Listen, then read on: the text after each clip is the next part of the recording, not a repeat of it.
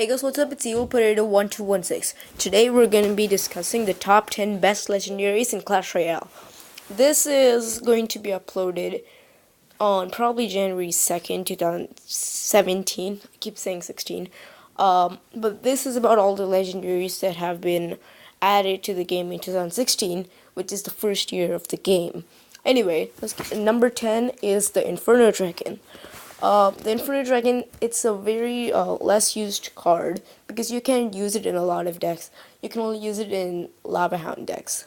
It's just too weak and it retargets too slow and it's a bit wonky. They should try to fix that, and it's very, very easy to counter. You can counter it with skeletons for a huge, not huge, three elixir, positive elixir trade.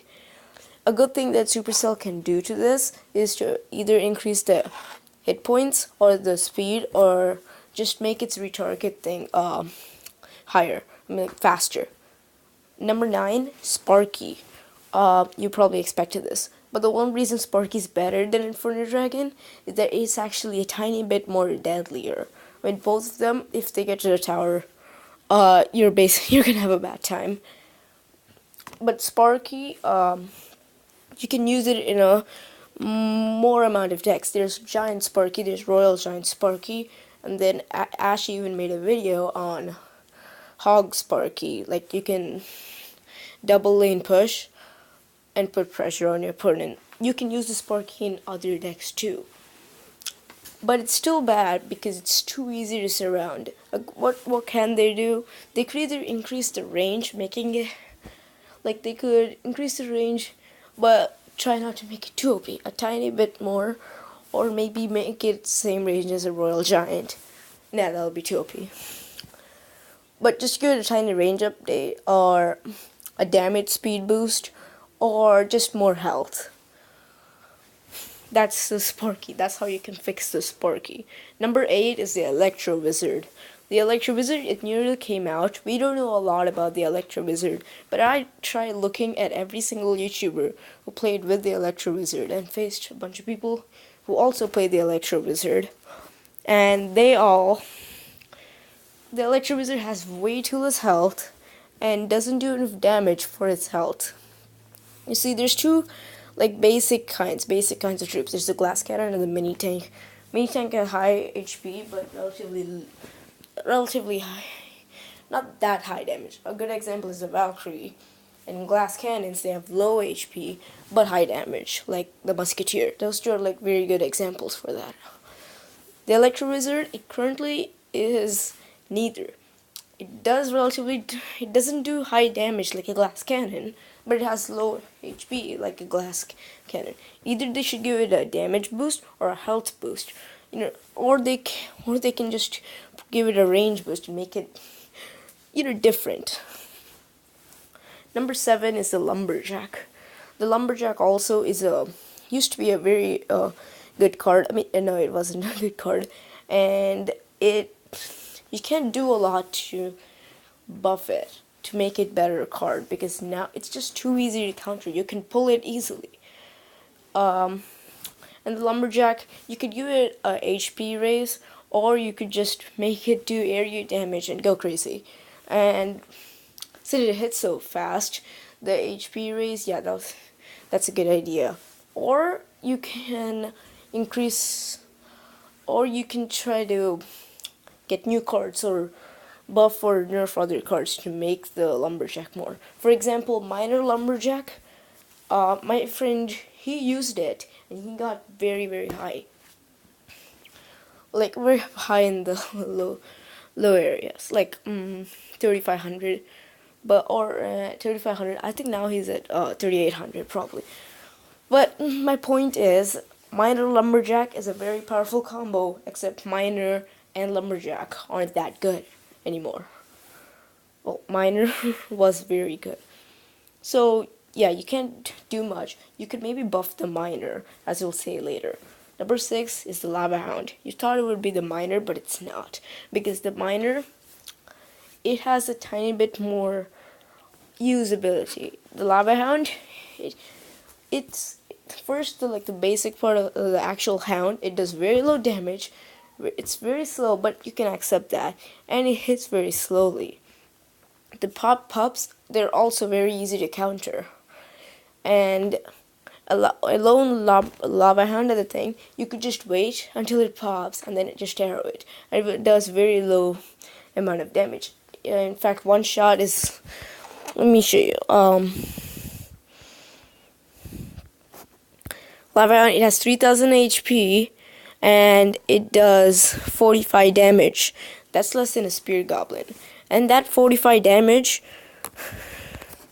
let's see how much is an arena. And Arena 9 does 83. Some simple maths. The Lava Hound, by the time you take it down, it doesn't do that much damage. Maybe 1,000, but that's not worth 7 elixir. And then you can just arrow the pups.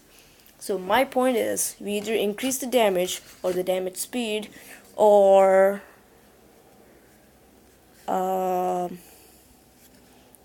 I don't know what DT stands for. I wrote down something here. Range. Damage targets. I don't know. Ooh. Anyway. I don't know about what DT stands for. I'll put it up on the screen if I can find it. Number 5, it's the Miner. The Miner now, it's also a low use legendary. A good way to make it better. It's too easy to counter because of the elite barbs and stuff. To make it better, you could increase the damage or increase the health, or just down and increase its damage speed. You can't really do a lot to it, but this could actually help in Miner Lumberjack, as I mentioned before. Number 4, it's the Princess. The Princess, once you think about it, what does the Princess actually do? It's kind of like a support troop. It's not an offense troop, it's not a defense, it's kind of a defense troop, but other than that, what is it? Since it doesn't do much, a good way to give it a space is to either give it a HP increase or a damage increase to put it into the defense and make it a supporting defense to clear out all the splash and stuff. Number 3, the Ice Wizard. The Ice Wizard is one of the best legendaries and one of the first legendaries. And the Ice Wizard, according to many people, it does very low damage, but it makes up for that when it slows. But its health doesn't match with its damage. It is still it's not one-shottable with Fireball, but it's close to being one-shot with a Fireball. A good way to do that is give it a tiny damage increase or a damage speed increase. Number 2, the Log. The Log is one of the most used legendaries besides number 1, which is Graveyard. And you could switch those two. And the Log, and these two, I think they are too OP. The Log, either you give it a rolling distance further. Let's hop into a trading bat here. Here. You see in here, you could place a log. I don't have the log, but you could place the log over here, and it's gonna go.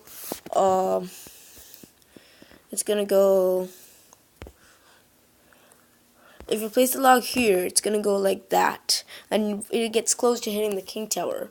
And maybe we could give it a range increase. So when you place it there, it goes here, but it will barely hit the king tower.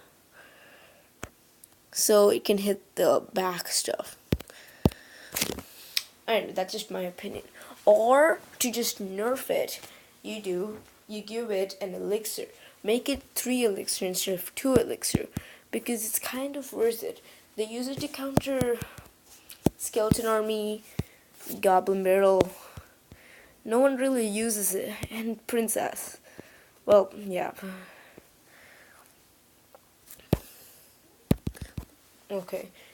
Anyway, number 1 is the Graveyard. I personally have the Graveyard, and I use it a lot. Not in this deck, of course. And the Graveyard seems very OP because most people don't know how to counter it. There are no honorable mentions, by the way. they will be in the next one, probably. Anyway, the good way to make the graveyard better is to just give it a radius decrease. Change it from 5 radius to 4 radius or 3 radius, so the skeletons get more packed together and is easier to counter with a splash. That's a good way to make the graveyard better. Or you can downright make it 6 elixir, but I just came up with that now, so it's not in the script. Anyway, that's all for this video, guys. Later, next year I'll probably make another top 10 best legendaries. And I'm gonna now go and edit this video. Goodbye.